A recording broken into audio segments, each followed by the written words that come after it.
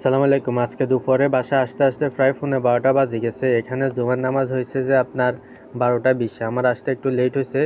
যাই হোক, এসে গা গোসল ধুয়ে বের হলাম। বের হয়ে দেখি একটা গাড়ি আছে, ওমানি বলতেছে আমার সাথে আসো। আসলে এই দেশে ওমানিরা আপনার টাকা দিয়ে না হোক, কিন্তু আপনার খাওয়া অথবা আপনি কোনো বিপদে পড়ছেন, গাড়ি লাগবে, ওরা এগুলি দেয়, টাকা কিন্তু দেয় না ওরা। যাই হোক, মসজিদে চলে আসি আরে কি জানি অজু করলাম।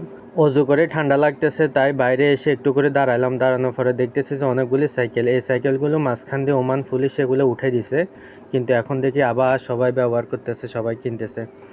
যাই হোক, নামাজ পড়লাম। নামাজ পড়ে এসে আমার জুতা খুঁজতেছি, তা আমার সাথে একজন বলতেছে, ভাই আপনার জুতাগুলো ফাল্টান। আমি বলতেছি যে ফাল্টাবো। যাই হোক, চলে আসলাম এখানে গাড়িতে এসে আবার বাসার দিকে রওনা দিলাম। বাসার দিকে না, দোকানের দিকে রওনা দিলাম, কারণ দোকান খুলতে হবে। আসার পথে দেখলাম আমাদের এখানে হসপিটালটা, যেটাতে আমরা অসুস্থ হলে যাই।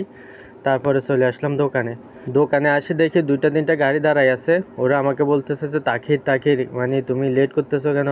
আমি বলতেছি যে গাড়ি আসতে দেরি হয়েছে। যাই হোক, দোকানে আসি, ওদেরকে সামানগুলি দিলাম। ওরা প্রায় 3-4 জন ছিল সিরিয়ালে।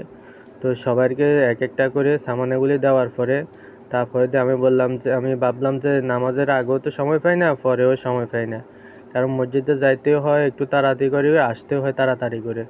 বসে ওখানে একটু রেস্ট করার সময় পাই না, কোরআন তেলাওয়াত করার সময় পাই না, তাই বসলাম।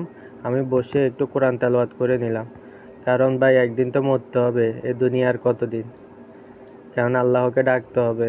যতই দুষ্টামি করি না কেন, দিন শেষে তো সেই আল্লাহকে স্মরণ করতে হবে। নাই তো ভাই এই দুনিয়াতে তো থাকিতে আমাদের কোনো লাভ নেই যদি আল্লাহকে স্মরণ না করি।